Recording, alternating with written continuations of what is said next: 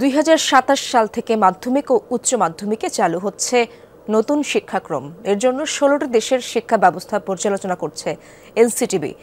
তবে শিক্ষাবিদদের মতে শিক্ষকদের মানোন্নয়ন না করেই নতুন শিক্ষাক্রম চালু করা হলে আবারও মুখ থুবড়ে পড়তে পারে সেটি। জাতীয় শিক্ষানীতির পরিবর্তন এবং পরীক্ষা নির্ভরতা কমিয়ে যুগোপযোগী শিক্ষাক্রম চালুর পরামর্শ তাদের। লুৎফর রহমানের ছবিতে আলামিন হক অহনের প্রতিবেদনে বিস্তারিত। নতুন ব্লেন্ডে আরো রিচ অ্যারোমায় সেলন ফ্যামিলি ব্লেন্ড টে। 72 থেকে এখন পর্যন্ত 7বার শিক্ষাক্রমে পরিবর্তন আনা হয়েছে। সবচেয়ে বড় রদবদল হয় 2012 সালে আসে সৃজনশীল পদ্ধতি। মুখস্থ নির্ভরতা কমিয়ে আরো বড় পরিবর্তন আসে 21-এ।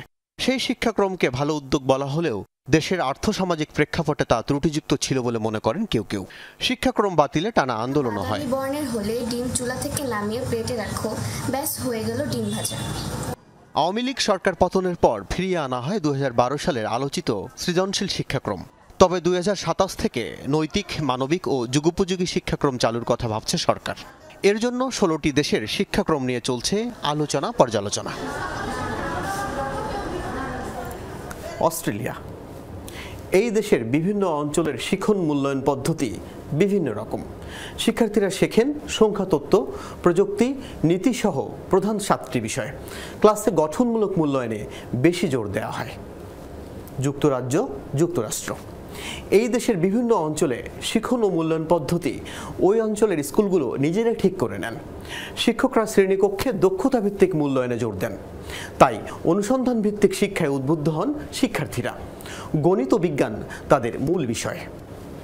ফিনল্যান্ড এই দেশে নীতি, গণিত, বিজ্ঞান ও বিদেশি ভাষাসহ 6টি বিষয়ে বেশি জোর দেওয়া হয়। শিখন পদ্ধতি অনুসন্ধানমূলক। শ্রেণীকক্ষে জীবনমুখী সমস্যা সমাধান করান শিক্ষকরা। চীনের শিক্ষাক্রমে ভাষা, গণিত, নৈতিক ও রাজনৈতিক শিক্ষায় বেশি জোর দেওয়া হয়। সমালোচনামূলক চিন্তা, সমস্যা সমাধান, টিম ওয়ার্ক, উদ্বোধনী শিক্ষার ধারাবাহিক মূল্যায়ন হয় ক্লাসরুমে। সমস্যা হলো এসব দেশের শিক্ষাক্রম চালু করার মতো আর্থসামাজিক প্রেক্ষাপট নেই দেশে। তেমন মানে শিক্ষক আর প্রশিক্ষকের অভাব তো আছেই। সমস্যা যেটা হয়ে গেছে সেটা ক্লাসরুমে, যে ক্লাসরুম প্র্যাকটিসটা, স্কুলের যে এনভায়রনমেন্ট, সেইখানে আমাদের জন্য চ্যালেঞ্জ রয়ে গেছে। শিক্ষকদের প্রস্তুতি, তাদের উভয় ধরনের প্রস্তুতি প্রয়োজন। তাদের একদিকে হলো যে পেশাগত, আর একদিকে হলো যে তাদের ডেডিকেশন। শিক্ষাক্রম বাস্তবায়নে আরেকটি বাধা রাজনৈতিক দলগুলোর মতাদর্শগত বিস্তর ফারাক। আমাদের যে পলিটিক্যাল পার্টি যারা আছেন, যারা এই মুহূর্তে আমাদের এই জায়গাগুলিকে হেল্প করবে, তাদের সাথেও আমরা একটা ডায়লগ করে ফ্রেমওয়ার্কটা তৈরি করি এবং সেই ফ্রেমওয়ার্কে অবশ্যই সমস্ত পার্টির যে মতামত, সেই মতামতের ভিত্তিতেই এটা আমরা করতে চাচ্ছি এবং সেটার পরিপ্রেক্ষিতে যেই আসুক, যেই এই জায়গাটা করুক, তারা এটাকে ওন করবে।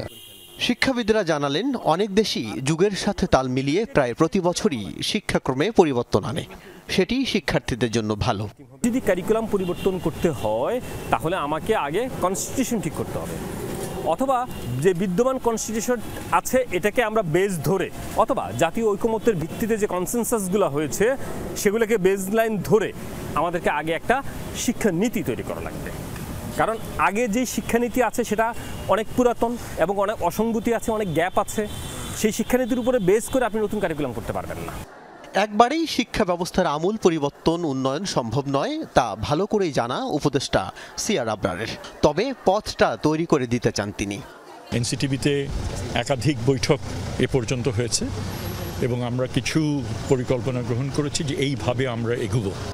নোটবই আর কোচিং বাণিজ্যকে উদ্বুদ্ধ করে এমন শিক্ষা ব্যবস্থা চান না সচেতন অভিভাবকরাও। আমিন হক অহন, যমুনা নিউজ, ঢাকা।